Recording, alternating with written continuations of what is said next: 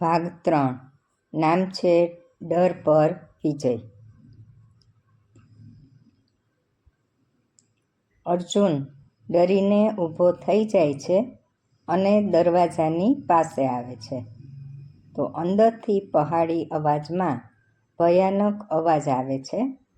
આ અવાજ સાંભળીને અર્જુન ડરી જાય છે અને તે ધ્રુજવા લાગે છે, પણ તેને પોતાના પર ચડી ગયેલું પોતાનું દેવું અને પરિવાર યાદ આવે છે અને હિંમતથી આગળ વધે છે. તે પોતાને અંદરથી જ હિંમત આપે છે અને સાથે સાથે તે પોતાની જાતને મોટિવેટ પણ કરે છે. પોતે જ પોતાનો વાંસો થાબડે છે અને કહે છે, હિંમતે મદદા તો મદદે ખુદા, અને કહે છે કે ડરની પાછળ જ જીત હોય છે. અને તે હિંમત કરીને દરવાજાની તરફ ડગલા માંડતો આગળ વધે છે અને દરવાજાની ચારે તરફ ધ્યાનથી જુએ છે. ધ્યાનથી જોતા તેને દરવાજાની બાજુમાં એક નાનકડું બોક્સ દેખાય છે. આ બોક્સને તે હાથેથી અડી જુએ છે અને હાથ લગાડતા તે બોક્સ ખુલી જાય છે.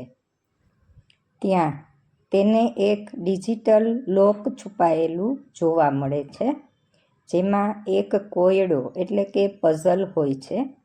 અર્જુન આ કોયડો ઉકેલવા કેટલી બધી વખત મગજમારી કરે છે અને અંતે અર્જુન મગજ દોડાવીને કોયડો ઉકેલી લે છે અને કોયડો ઉકેલતા જ દરવાજો સરકતો ખુલી જાય છે અને દરવાજામાં પ્રવેશતા જ તે અંદર નજર કરે છે, પણ તેને અંદર કોઈ માણસ દેખાતો નથી હોતો, પણ એક મોટી સ્ક્રીન નજરે પડે છે. અર્જુન તે સ્ક્રીન તરફ આગળ વધે છે અને જેવો તે સ્ક્રીન પાસે પહોંચે છે કે તે સ્ક્રીન અચાનક જ ચાલુ થઈ જાય છે અને અર્જુન એકદમ ચમકી જાય છે અને તે ધ્રુજવા લાગે છે.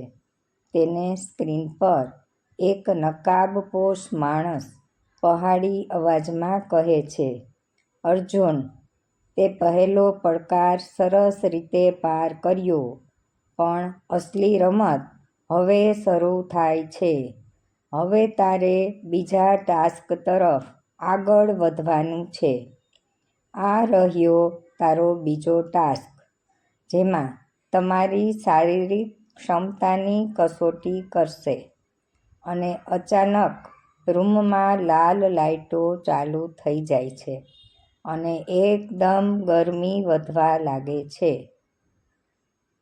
શું અર્જુન આ ટાસ્ક પૂરો કરશે? અર્જુન આ ગરમીથી કેવી રીતે બચશે? જાણવા માટે જોડાયેલા રહો અને હવે પછીનો નેક્સ્ટ પાર્ટ જોતા રહેજો.